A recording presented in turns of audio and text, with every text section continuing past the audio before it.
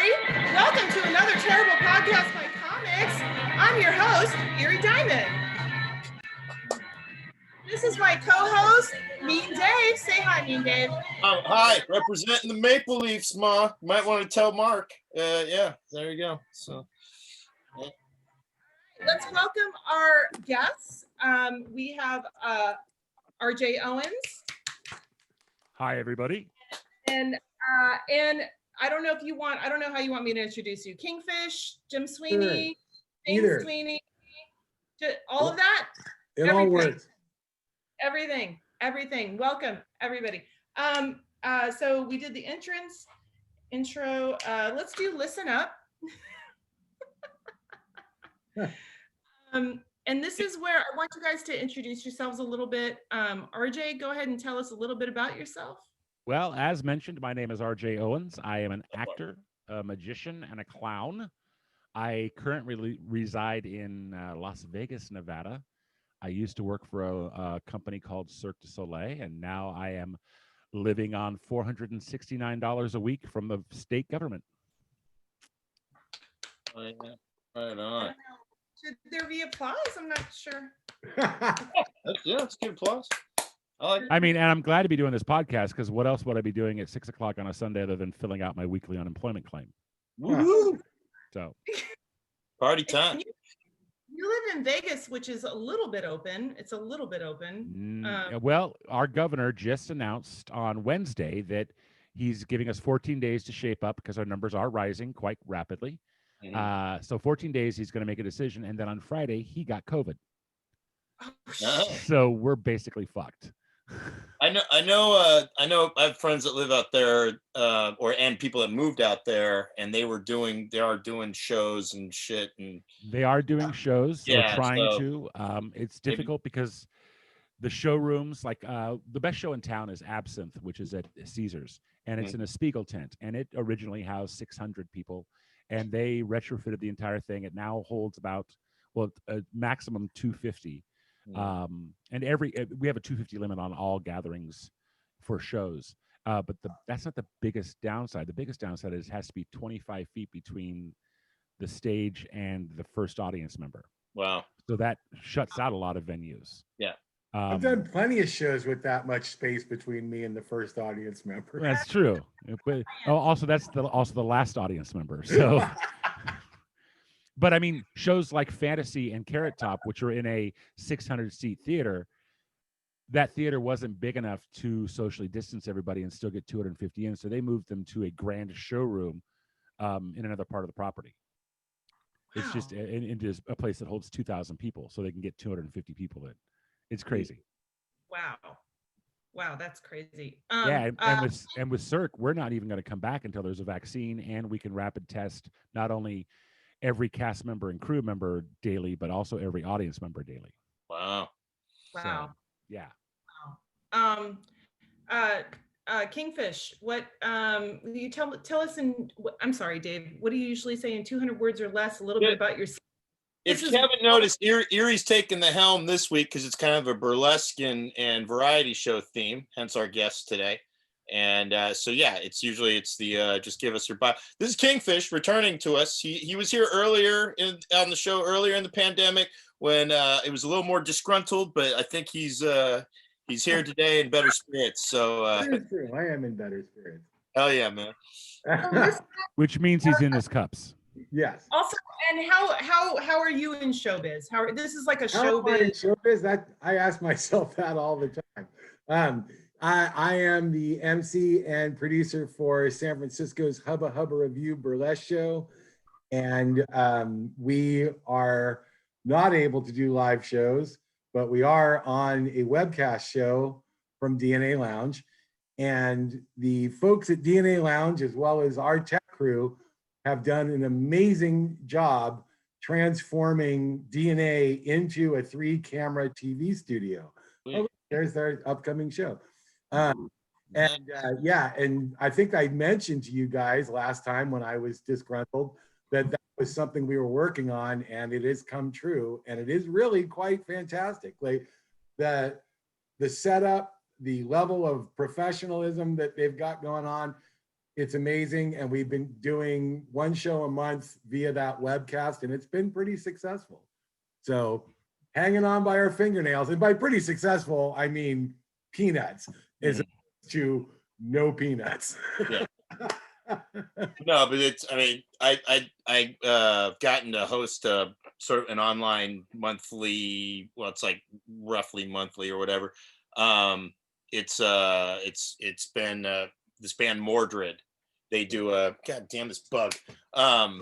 There's this band Mordred does a show called Acting the Fool, and they have me host it, and they do it like they do it out of a studio in West Oakland. They have a big studio spot, and they have a whole. Oh, I know the one you're talking about. Yeah, Yep, Soundwave.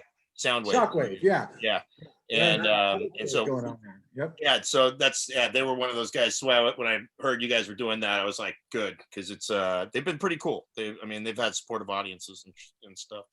And yeah, Jason's asking, is it streaming strictly on DNA's website? Ours is Okay. via the DNA webcast. Okay. Other shows, other events, mostly like DJ parties that are happening simultaneously on the webcast, as well as like Twitch or whatever. But it just depends on the show or the event. Thank you, John, for throwing that in there. John O, throwing the DNA Lounge. Oh, nice. Is John Ott on here? I love John Ott. John O. I don't know if it's John O. I think it's John O'Halloran. who's Yeah, a yeah, longtime John, yeah. public fan.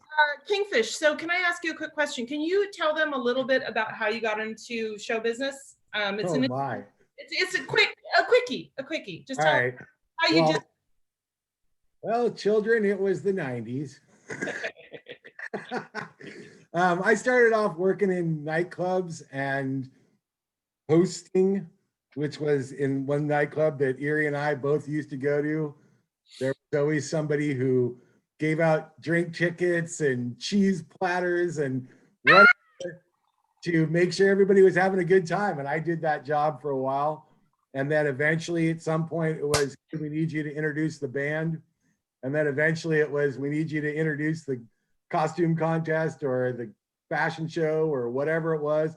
And then finally our friend Monique, who had worked for Beach Blanket for many years, came to me and was like, hey, I want you to MC for this zombie cabaret. I can't worry about the zombie cabaret I might tell tonight. And then from there, it just kept going. And then we did Spectacular, and then yep. And then finally 14 years of Hubba Hubba Review. And didn't you get like an inheritance and you took that money and decided? Yeah, I got a little bit of money from my grandmother. It wasn't gigantic, but it was enough for me to say, fuck this day job. You know, that money lasted. You mean the day job at Blockbuster Video as a this was actually sketchy. manager? That's right. You want him to show his tax returns too, Eerie? What else you, geez, man.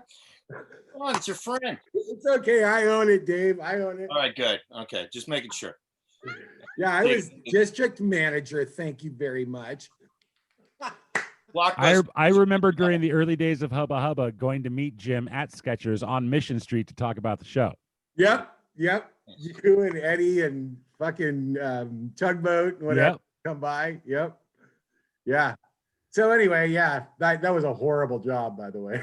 And I would also like to mention that at the time, right before he started doing this, Grimes and I lived in this warehouse in Oakland. Oh yeah.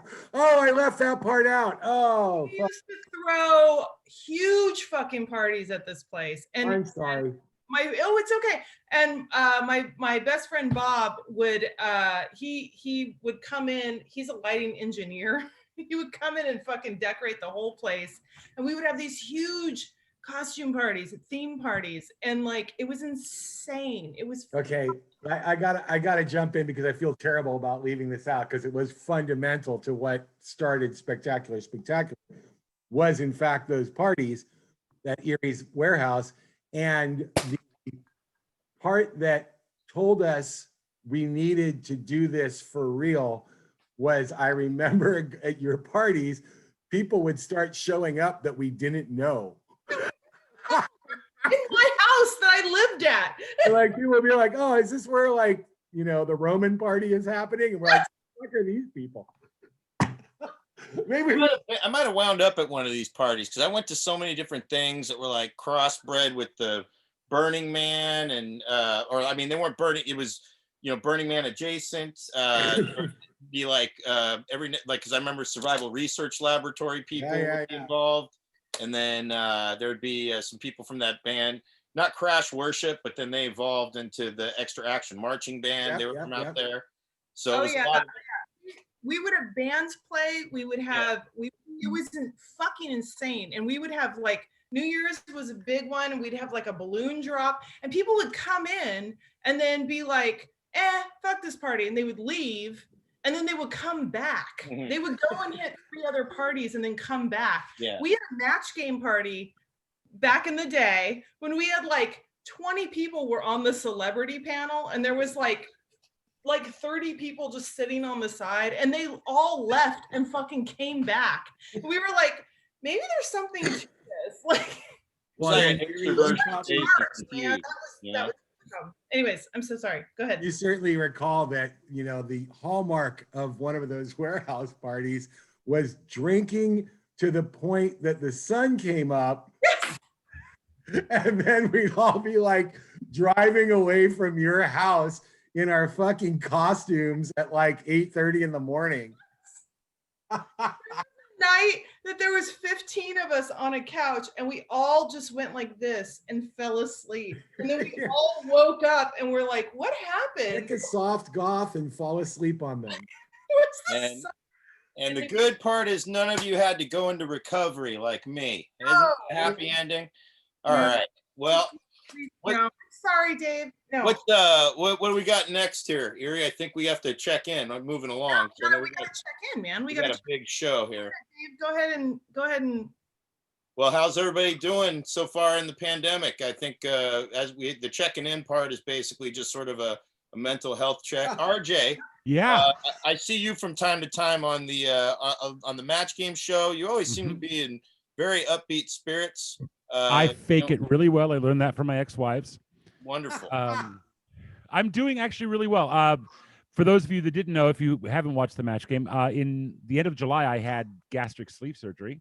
Holy shit. Where I had 2/3 of my stomach removed, and I have pictures to show, by the way. And with that, I've lost 147 pounds. Yay! Yeah, it's great. I am 2/3 of the man I used to be. So that's kind of cool. And the pandemic, it sucks. It sucks big fucking donkey balls.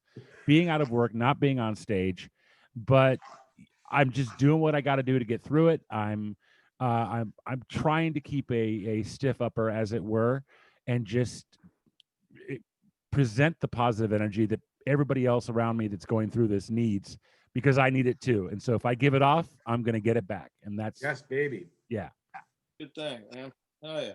And Jim, Kingfish, as we were saying, earlier in the pandemic when we checked in with you, I know it was a little rougher because you weren't performing and all that. How are you doing now? Like, this has been like 5 months later. Yeah. Yeah. Well, I mean, okay. So one of the things that was most bothering me back then is I felt like the old guy in the monster movie who's telling everybody it's coming, we're all gonna die. And everybody in town was like, that crazy old guy, he doesn't know what he's talking about. And honestly, 5 months later, and now everybody's aware of it, it's less of a burden on me. Who'd have thunk that Jim was so like woke? For sure, I was freaking out because I was like screaming this out that no, this is gonna fuck everything. And people were like, whatever, it's cool. And it's just like, no, it's not cool. Now everybody knows it's not cool, and it doesn't feel like it's all on me. It feels good to be right, especially. I don't even know if it's that, but it certainly doesn't hurt. That is. You're like, told you so, bitch. This is like when they were trying to tell the cops, and the cops were like, no, you're gremlins. That's ridiculous. By the way, I know. I was like, that. There's always somebody who's like, no, killer clowns are here. They're from outer space. And then someone's I was like the Mulder of show business. I was like, no, it's coming. And like everybody was like, no, it's cool. Yeah. Okay, well, yay, you were right. Dave, how are you doing, man? How's everything? Well, you know what? Things were good up until today. Because I didn't have to do the 5 o'clock show. They took a day off of the Suzette Vanetti show, so I had all afternoon. Plus, I'm sort of got mentally prepared to help my landlord. We're doing some work in the kitchen. I don't know exactly what yet, but he had me prepped to go at 1 o'clock at that. But some supplies didn't show up yet. So now, are you trying to hit the same bug too? I know I am, Deneen. Yeah, Deneen's helping me. So I was all mentally prepared, and then but the supplies won't be here until I guess tomorrow. So we're doing it tomorrow. So I was like, you know what? I feel like doing something that I've been meaning to get to. I'm gonna organize the CDs that I have with me, because I've had my CD I have a massive CD collection. I actually sold a bunch of them too. I've been, which is like selling pieces of my body off, but I had to whittle it down. I've been same thing with my DVD collection, because I realize it's like everything's streaming. I get shit online, or I have it ripped or whatever. I don't need as much as I think I do.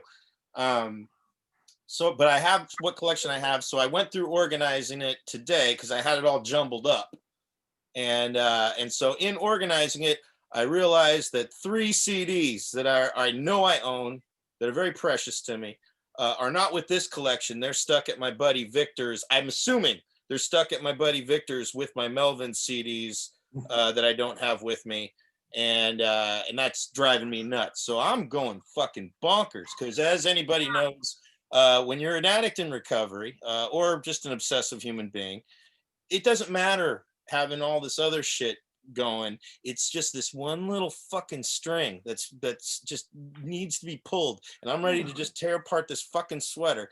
I've already gone through the collection 3 times. And the 3 CDs that are missing are Portishead's self-titled CD, Pigeon, this band, my friend's band Pigeon, it's their 2nd CD, called something Being with the Worms or some shit, and the 3rd one is Pinback's 1st CD, which I'm very fond of. And I could have sworn I saw that one. I even went so far as to check Eric Summers and say, did I leave those CDs in your car at all these past couple of years? And he said they're probably in the storage thing, and I have them ripped already. They're on my computers and all that shit. So I got it on my phone. That's how I listen to shit anyway. I don't play a fucking CD. I don't have a CD player. So, but whatever reason, it's just. Sorry, you don't have a CD player? I don't. I haven't had a CD player in years. I mean, the one I have is at my buddy's storage that I can never get fucking into, because he's a hermit these days, and it's like pulling teeth just to get him to do anything. I think I'm gonna have to lure him out with marijuana. So I don't know. I got paid in some weed pills the other day for doing something. So I think I might have to tease him and be like, hey, got some weed for you, and see what happens. So. Okay, well, I do want to just thank really quick before we move on, Luis. He's not doing like his usual shirt off, shirt on thing. I don't know what's going on. Hey, let's keep. Luis is on a good trip right now. So much for tipping us. Oh, he's wonderful. Janine, thank you so much for tipping us, love. You are always such a good supporter. I really appreciate you. Always. I love you guys. And then I just learned there's a thing called Zoom shaming. So I'm not going to say anything about people that don't want to be on Zoom now. Oh, please do. No, you shame everybody here. We're all good people. No. They're all. This is a. Yeah, no, it's. I still love you, Melanie. Let's see here. I'll put it in the chat too, just in case, to donate to tonight's performers. So how are you doing? How are you doing, Eerie? We haven't. I'm fine. It's huge. I'm the same. So I want to get out. I don't get out. I love the fact that you're that close to my junk. I know, you're totally leaning on it. I want to get out. I don't get out. I can't go on. You need to go on. I will go on. That's all I gotta say. Much like Celine Dion's heart. Yes. All right. No, it's fine. Okay, so our next topic. Did you travel the world dressed as a big baby? That one's for you, Jim. That one's Dave, for you. did you travel the world dressed as a big baby by any chance? Dave, did you? No, he's not. Did I No, travel did the you? world dressed as a baby? I haven't even traveled. I've barely gotten out of the fucking country. I can act like a baby in any. I definitely acted like a baby in a state. I remember when my stepdad took me to Washington, and we went to Seattle, and this was in my teen years, and you know, Seattle, the music scene was booming and all that, and you know, and I was trying to play it cool being around my parents, and you know, and it's hard to play it cool going on a tour of the Seattle under walk tour thing or whatever around your parents, and you're trying to think like you're living an Alice in Chains song with your parents, and so yeah, it's just you know, and so I was just being really a dick, and my mom called me out on it. So that was that's the closest I've been to being a baby around the world. Sorry, Dave's mom. That's you know, by the way, I see this at Disneyland a lot. There's like the cool kid like on his phone and he's with like the dorky parents. I see that a lot. I hear you, man. Kingfish, did you travel the world as a baby? No, I feel like I should have at some point, but it's probably, you know, at this point it's too late. Yeah, okay. I have not traveled the world dressed as a baby. RJ, did you travel the world dressed as a Something tells me baby? he has. Actually, no, I haven't. Oh, The baby is just Las Vegas. I joined Mystere in I joined Mystere in 2013 after touring all of 2012 as another character in another show. yeah, but that doesn't work for Eerie's question. So yes, I did travel the world dressed as a giant baby. It's bad intel there, Eerie. What are you? Oh, I fucked up so hard. That's It's okay. so- Prior to Mystere, I was in a show called Saltimbanco, also by Cirque du Soleil, and we did 19 countries in 12 months. Shit, It was awesome. Started up. I left Montreal, and after training for a week, and ended up in my first stop was Gdansk, Poland. And then 2 weeks later was my first show to actually be in. That was in Malmo, Sweden.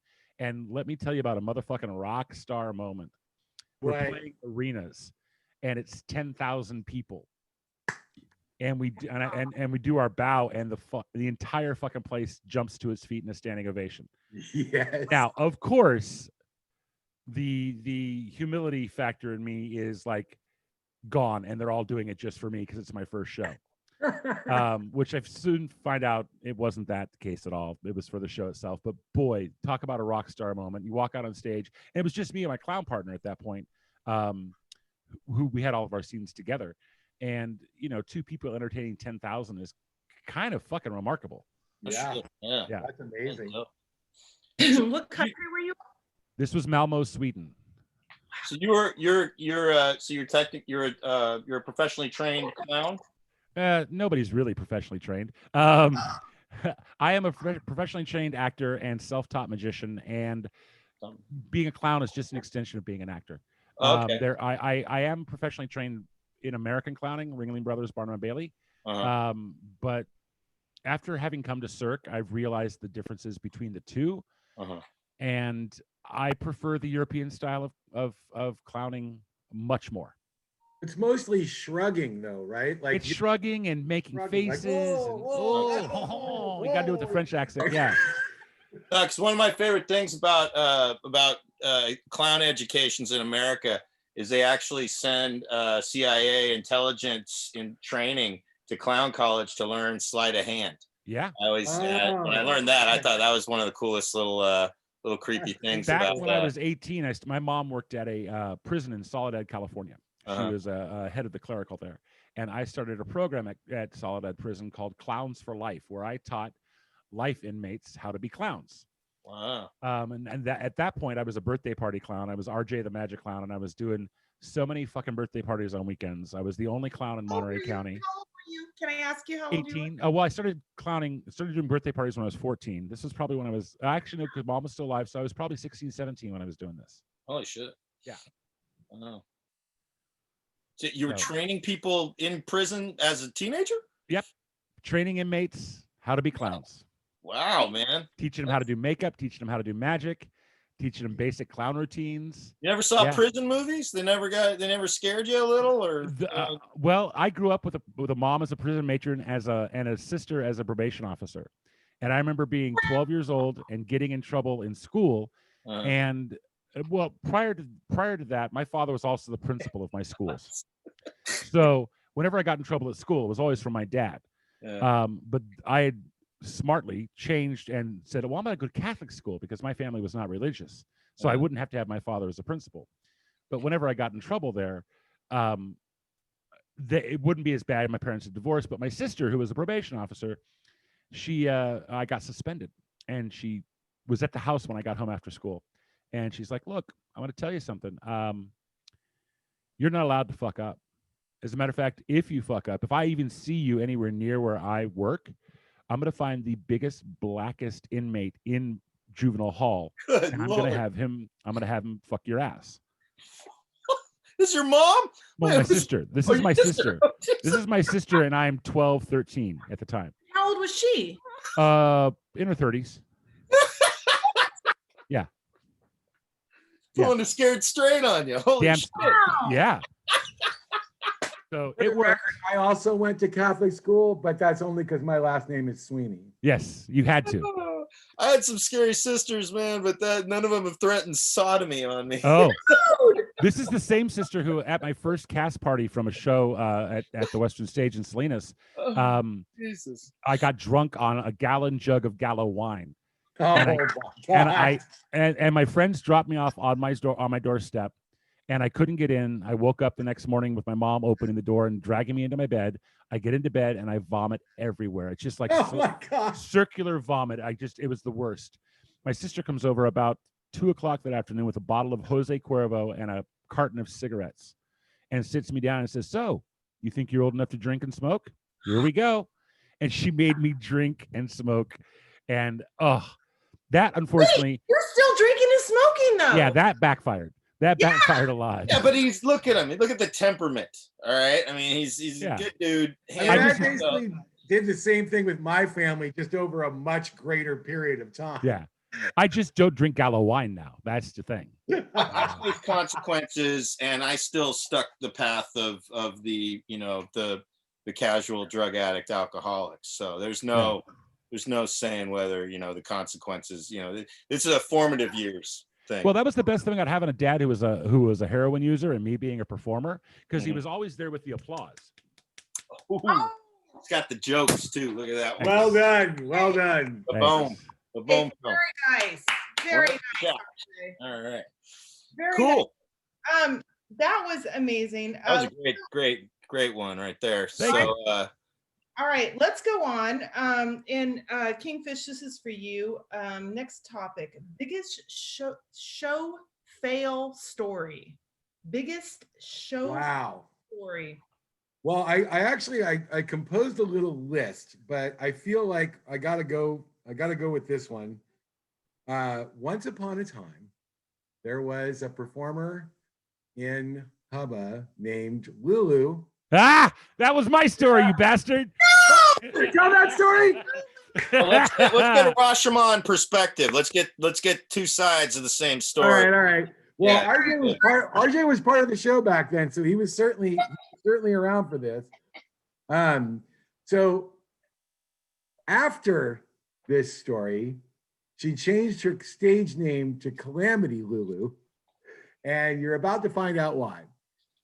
So her act was she was going to do a routine as Molotov cocktease from the Venture Brothers, and she was going to cut her costume off on stage. Oh yeah. Oh yeah, you remember? Oh yeah. Yes. So she came out, and there's Descent into the Inferno playing, and she's sexy, and she looks just like Molotov cocktease.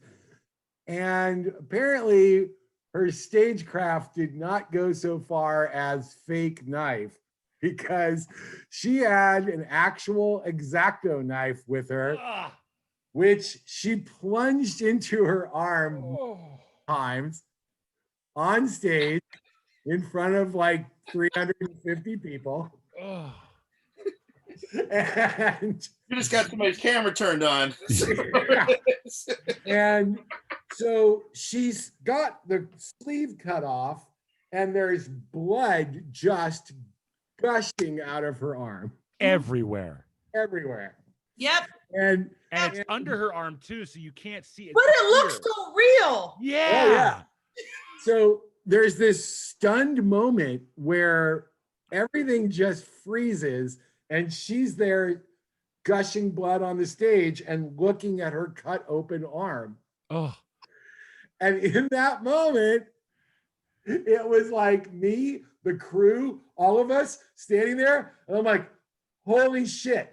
Out of nowhere, the stagehands come flying in and grab her and race her up the stairs, including no less than Comrade Tang, my wife, who just walked in to grab a chair. She was Lulu's best friend at the time, by the way. And stagehands on the stage throwing barf dust on the blood, and me running out and grabbing the mic. And the mic, because of the hot lights, everything smells like baked blood. Oh, God.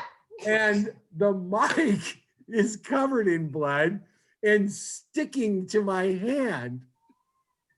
The music stops and I'm like, hey, everybody, all part of the show. Wasn't that amazing? Didn't that look great? Blah, blah, blah, blah, blah. Okay.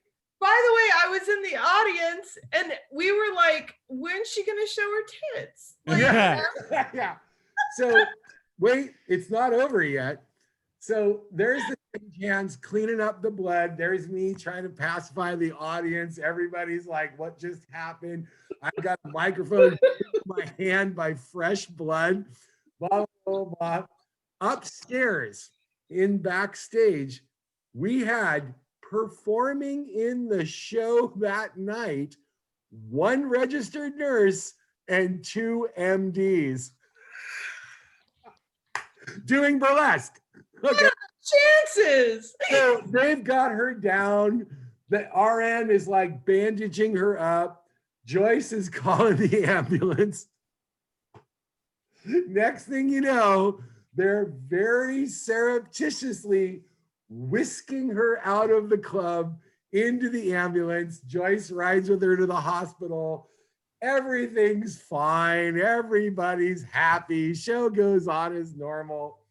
And quick epilogue, we went to a book signing party about a week later for our friend R. Black, who did flyers for Hubba and other shows and blah, blah, blah. And we're standing outside of the, I think it was a comic book shop that his book signing was happening at in Berkeley. And Lulu comes walking up. And right as she's walking towards us, there's me, Eddie, who God knows who, standing there. And the second she's walking down the street towards us, an ambulance goes blowing by with its sirens going. And Eddie goes, "Hey, Lulu, your ride's here." Look at that. Timing. Oh, yeah. Oh, man. Yeah, that was, you know. I remember seeing her and the blood just, it wasn't gushing, but it was coming out at a quick pace. Yeah, it was. And thinking to myself, oh my God, she's losing so much blood, but you couldn't tell because she was so pale to begin with. Yeah, she only had like about maybe a quarter blood in her. Yeah. Yeah. She was itty bitty, teeny tiny little person. Yes, very thin, very goth, very pale. It's funny, both of my worst times on stage stories are Hubba Hubba stories, and that was one of them. I wasn't going to tell that one. But, you know. Oh my God. I need to tell the overall story. That's what needs to happen. Go ahead, RJ. What's your biggest show fail story? You were in Cirque du Soleil. There's got to be something. Oh, there's wonderful, fantastically fail stories, but nothing compares to Hubba Hubba Review. Nothing. I mean, compares you know, to if Hubba we're Hubba going to hang Review. our hat on anything. So Eddie and I, Eddie Dane, the great Eddie Dane, we were setting up prior to the show, and we were asked if we would hoist a girl into the air during the show. And Big we're guys, like, 2 big guys. yeah, we're like, okay, sure. So she's standing there on stage and she's all trussed up by some professional bondage expert person. She's got all the knots and hooks and crannies. This and was everything the done. Living Dead Girls, by the way. Yeah. And Eddie and I hoist her up in the air and everything's great. We're like, yeah, we could do this. So it's showtime. And we're ready to do it. And we're standing there. We're on the stairs leading up to the upstairs at DNA. And she comes out and they proceed to lay her on her stomach on a table and put fish hooks in her. Mm-hmm. And then they hook the fish hooks to the line that Eddie and I are supposed to pull. And Eddie and I both look at each other and go, no fucking way. No, we're not hoisting her up by fish hooks. And they're like, they're on stage telling us to lift. And we're like, no. And they're like, lift. We're like, no. So I grab a piece of rope, Eddie grabs a piece of rope, and we're just two of the biggest motherfuckers you've ever seen taking the most daintiest little tugs on a piece of rope, lifting somebody up in the air. And it was at that point we got her up in the air, she's hanging, and then she starts to spin and like flail like she's an actual fucking fish on a hook. And I'm like, no. Got done. Eddie and I both went back to the back, grabbed the bottle of Jameson's in the back, and we're like, we're done. We're done for the night. We are done for the night. It was horrible. Okay, but But yes, But- Jim. Kingfish, you have to help me tell the story. well, I don't know if he wants me to because he didn't tell that part. Oh no, go ahead. Go ahead. Overall, I may have Okay, blocked we some have to things. once again reference Eddie here. I may have blocked some things out of my memory from that night. Eddie Payne. So they Eddie. Okay, so you know, by the way, there was a video of this, which sadly is gone, but on YouTube, there was a video of the act, and we could see you and Eddie on the side of the stage. Okay. And at the crucial moment when you guys yanked the rope, and she cut the rope. And Oh, wait, stop. You got stop. You guys are ruining whatever the punchline is going to be to oh this. no, I am not, I'll sir. let you know I that. am not, sir. I guarantee you. Understand. So she's hung up by fish hooks, right? She's hung Yep. up by fish hooks, and there is a point where she cuts the rope and she just fucking slams to the ground, right? Right. RJ didn't know about that. Nope, nobody did. Nobody RJ did. definitely He didn't. thought somehow she fucking fell out of the fish hooks. She ripped the fish slammed hooks out of her Right. body. He was pretty Okay, sure. but wait. He was pretty sure she was dead. Okay. Well, I don't know about dead, but they definitely thought that they yanked the fish hooks out of her. Yeah. And They thought that she I was gotta go back to the video. okay. On the video, you see her fall, and then you see RJ turn the color of wet newspaper. Yes, he did. And he's just like, oh. And then you see Eddie turn to RJ with his hands on him, and he's like, are you all right? Are you okay? You can't hear any of this because it's off on the side on the stairs, but you can see Eddie doing it. And then you can see RJ say something, and then you can see Eddie go, oh, because RJ said, I think I just shit my pants. yes. Oh, nice. All right. There we go. Here's the thing. Though he was wearing overalls and he had borrowed them from Eddie. So, So actually, you shit Eddie's pants. Yeah. shit, Which is not a first and not the last. he actually shit the overalls, Okay, but they so- weren't his overalls. I just realized RJ doesn't know this, what I'm about to say, but, or maybe you do, I don't know. This goes back pretty far, but the Hubba Hubba Review version, whoops, I tapped the thing. Yeah, you're good. All right. The Hubba Hubba Review version of Break a Leg is shit your pants. Ah, that's fantastic. That's good And luck. All right. literally every show, including the webcast, all the big shows going back however many years that is, as we pass each other, me and the crew, as we're going by before the show starts, we say, okay, have a good show, shit your pants. I'm Actually, honored. better if you shit Yeah. his pants. Good support. Yes, right? Great story. And by the way, there was we for years made jokes about that. Like, don't shit your Did pants, anybody, shit someone else's. Like, did anybody videotape the show? No, but RJ kept the log. Yep. There you go. Ever at the bar, RJ, at Fuse, at Eddie's bar, and we were like doing all that? Was that the leather pants night? Oh, I don't know. But Carney was there, and you and me, Eddie, Tugboat, and all of us, you included, made like 5,000 shit your pants jokes. Oh yeah. What was the one of the lines? I think it was Carney who said, "When was the last time I rode a unicycle?" Yes, yes. And then I looked in the toilet, and there was a unicycle, and I said, "What the hell was the last time I rode a unicycle?" I guess as long as you don't have a sister working in a prison threatening you with sodomy, it's cool. Like, you can handle all the humor of shitting your Okay, pants. I wasn't gonna tell that story. She made me. that's why he can take it. I love that story to no end. Nice. Are you kidding Well, me? what's the other one that's your There's worst? another shit your pants story. No, this is not a Hubba Hubba story. Oh. The worst time I've ever had on stage was as a magician, and I was hired to do it was a company party over in the East Bay. What's the city near San Pablo? Maybe it was El San Cerrito. Pablo. El El Cerrito. Cerrito. Thank you very much. Yeah. And it was this tech company. And so I had to also hire a couple other performers. So I hired a trick roper and I hired some other people. And the owner of the company he's going to do a little speech that I'm going to do magic, and then the party's going to go on. Oh, So no. the owner of the company comes out and he says, "Ladies and gentlemen, thank you very much for being here. It was like their 10th anniversary or something. I don't know." And he said, "It saddens me to inform you that as of 5 o'clock today, we're shutting the doors. You can you have the rest of the party to clean out your desks, and we'll have your checks for you when you leave." Well, everybody's laughing like you are. Everybody's laughing because they think it's a big joke. And so he says, "And I'm sorry. Here's the magic of RJ Owens." Oh shit! And so I go out and I'm thinking it's a big old joke too. And 10 minutes into it, we hear, "No fucking way!" And it was one of the people who worked there who found out that it was absolutely serious, and it was their last day, and they were handing out checks, and people were told to go clean out their desks, and they were shutting the doors at 5 o'clock.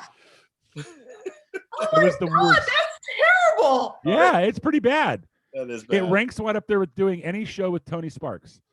Oh, what are you talking about there? Oh. Okay, Tony Sparks. Now, we all know and love Tony, and I love Tony, but Tony has taken me to some places that I walk in and I go, "This is the bar I'm going to die in." All right, you got us there. All right, okay. I was worried. I mean, Jesus Christ. Yeah, but that's comedy and Jack. Eerie will take you to a show just as bad. I mean, Yeah. it just, Thank yeah, you, give her Dave. what? It's comedy. I'm saying it's comedy. It's not. I mean, me too. I'm just saying. Like what? Like just come here. Let's do something. Yeah, it's not. All right, Yeah. I gotta tell my the bar you're gonna die in story. Okay. All right, let's do it. So Really we're quick. in Las Vegas. We have a lot of those here. Yeah. And while gambling, I meet this nice girl. She was very nice. Hey, you want a party? Was she She's younger like, than you? "Hey." What? Was she younger than you? No, he said he met her, not fucked Everybody her. is. And and so she's like, "Hey, let's go hang out. Let's get off the strip. I know all these great places, blah, blah, blah, blah, blah."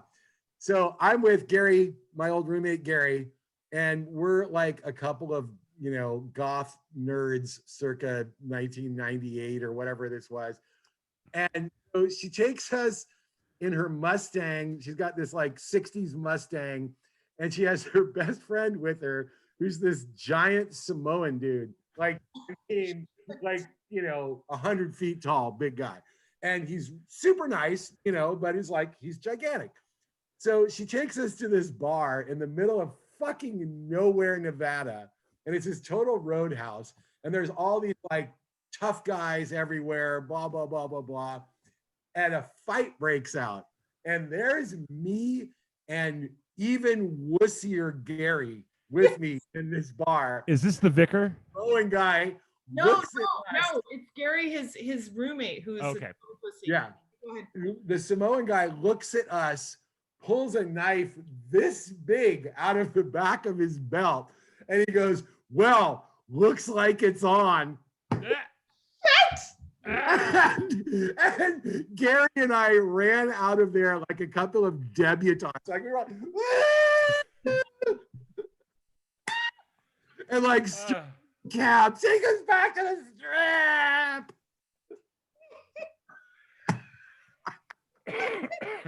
So I never got to see that nice girl again, but Why you always bring a gun, man? That's I know, right? Well, in Vegas you can. You know. Yeah, true. You know. So bring it to a knife fight. Okay, you guys know Sandora LeVay. Some of you, most of you. We're starting to run out of time. Let's move All on. right, all right. Austin, No, well, one quick It's a thing. gun story and it's a Las Vegas story. That's I just have one quick thing. There's a reason why I threw this guy up here. This was a shit show. I ended up doing. I got hired to do. I wouldn't say hired. I was barely paid to be a wrestling manager. And if you know wrestling, what? Yeah, it was from this guy. This is a jackass named Mikey Gordon. If you ever run across him anywhere, he's in San Diego now. Run. He's a scumbag, cocaine, wife-beaten fucking loser who was running he was trying to run a wrestling promotion out here on the back of Hood Slam. If you guys know Hood Slam out here, very popular with in Oakland and all that. He was trying to build a brand on their backs called Beach Slam out in Santa Cruz. And for the most part, it went good the first time. I wasn't there. He asked me to do a character called Dave Jobs, or I named him Dave Jobs. It was basically a character based on Steve Jobs. I'm supposed to be some tech billionaire. And so that's some character. And there's a video you can look, it's on my YouTube channel, of me doing a promo as this Dave Jobs character. And I did the first one and it went pretty good, but I also know that in wrestling, if you're supposed, even the manager's trained to take bumps. And I told him, I'm like, I respect wrestling. I'm not taking a bump. I'm a comedian. And I just have respect for what these guys do. So I don't know if this is really appropriate. And I had a buddy of mine who is trained in wrestling, and he was my valet. I called him my Mexican drug lord security, the best security pesos could buy. And he's trained wrestling, so he actually did physical stuff for me in the ring, and I was just on my phone the whole time acting like I was some tech billionaire. And so the second time I did it, first one went great. Second time I did it, right away I knew something was up, because we show up at showtime and the ring's not even set up. This dude is talking mad shit to his girl. No one wants to talk to him. I brought a couple of bags of sandwiches for my job, and all of the wrestlers were like, told me like this was the first cool thing somebody's done for them all day, was me giving them sandwiches. And long story short, it ended with this dude basically being champ. He became the Donald Trump of his own promotion, right in front of the entire Hood Slam crowd in Santa Cruz, because not only was he pissing off all the wrestlers who then were refusing to work the matches that he had set up throughout the night, they all basically called him out in the ring, challenging him to come out, and had the whole ring calling his name to come out to the ring to beat his ass. Basically, they were ready to beat his ass as part of the show, mind you. And I'm supposedly Dave Jobs still, and I'm like, I don't even know. I'm breaking kayfabe. I'm like, I'm not a wrestler. I'm not a manager. I'm a moron who has nothing to do with this. And then I stuck around, and he does a bad impression of Randy Macho Man Savage, but the best impression he ever did that day was getting chased around after the show. Everybody's leaving. The wrestlers were chasing him literally around the venue, trying to catch him to get their money, just like Randy Macho Man Savage. And I was sticking around because I was like, either I'm going to get paid or I'm going to watch this guy get his ass beat. Either way, I win. And so in the end, he ended up paying whatever minimal he could. And then he actually thanked me for sticking around and having his back. I said, I did not have your back, man. I was just watching to see what was going to happen. And I didn't know if I was going to get paid or not. And I got all of $20, but it was worth it just to watch this shit. And I never worked with that asshole again. So yeah, that was the end of that. All That's right, great. Eerie. We've worked with wrestling shows before, and I was stunned to find out that wrestlers get paid less than burlesque. Oh yeah. Oh no, yeah. Hood Slam, they run a really Oh, cool yeah. promotion. Big With friends what with they do. AJ over there. Yeah, at they're Hood very and they're progressive too. They were way ahead of the curve of all of the stuff that now other promotions are like in, with all the diversity and shit. So Oh yeah. Eerie, what's up? What are we doing to fill the show business void? Quick question. Yeah. RJ, you want to talk about Well, I just got finished doing a new show being produced by a Cirque clown and a aerialist. That's an aerialist who hangs by her hair, a aerialist. Oh hey. Yeah. And it's being produced by a company called Dragon. Franco Dragon is the man who really created a lot of the spectacular Cirque shows that you've seen. He's since departed the company, started his own company. You see in the window here, there's a person named Sage with long black hair waving. She is the most kick-ass violinist I've ever met. And she was in the show with me as well. She was wearing this rather silvery chased unit thing and jumping off the back of cars while playing a violin. It was fantastic. But it's going to be the first socially distant CDC controlled show in the US, venue and show in the US. It's going to be an outdoor show. This was our investor preview this weekend. I'm doing that. I'm also doing a gig with KMPR and the Las Vegas Philharmonic. And yeah, I know, crazy, huh? Hell And yeah. then I'm teaching magic and I'm hosting podcasts. I have this podcast. I have my friends. I have a podcast called Abracababble. I have a podcast about my weight loss called Man of a Certain Size. Yada yada yada. Blah blah blah. That's what I'm doing. Awesome. Yay! Follow RJ Owens, everybody. Yay! RJ Owens. Kingfish, what do you got? You got this kind Same of as before. We're on DNA Lounge webcast once a month.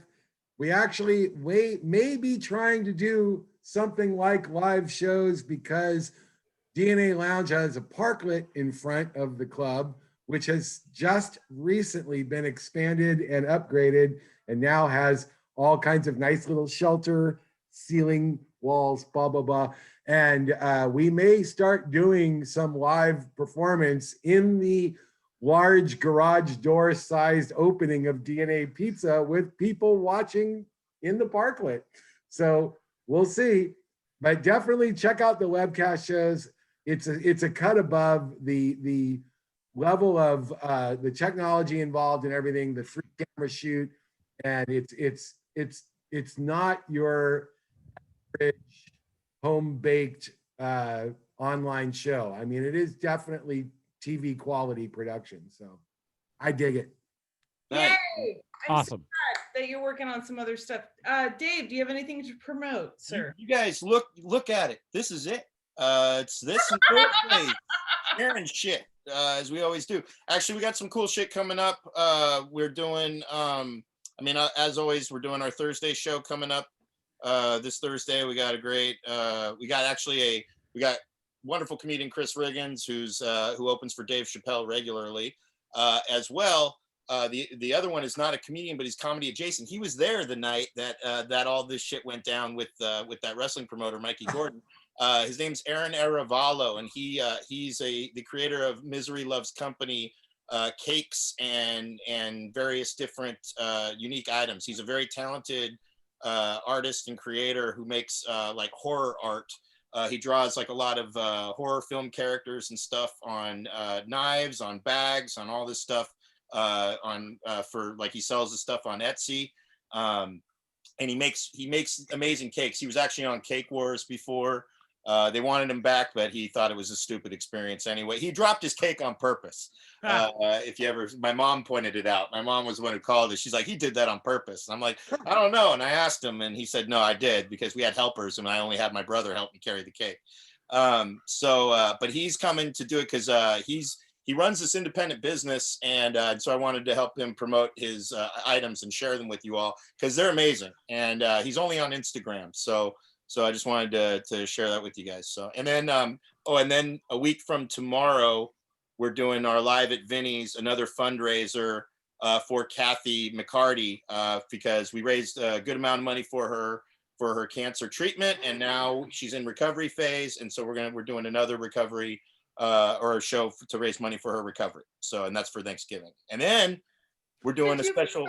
Well, one more special Wednesday, not Thursday, show and tell the night before Thanksgiving, where all of you get to share. We're not sharing shit. You all will be sharing. So have something if you're come to that show. Have an item to share. Deneen, looking at you. Jason, looking at you. Luis, looking at you. Melanie, looking at you. Folks, looking at you. You too, Mabel, if you're there. Have something, and you're welcome to share. So, all right. Sorry, Eerie. There you go. No, you're fine. Thank you so much. You're doing so much. I'm not doing that much. Yes. Marin Insanity. Insanity Tomorrow, I want to be there. I'm gonna be there. Oh, you're on Marin Insanity. Oh shit. Thank you so much, sweetheart.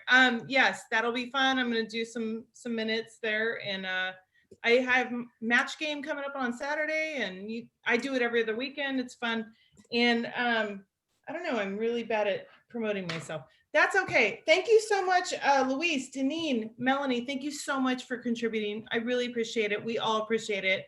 And Dave, any last words or? No. Hey, don't smoke weed every day. I guess. Right.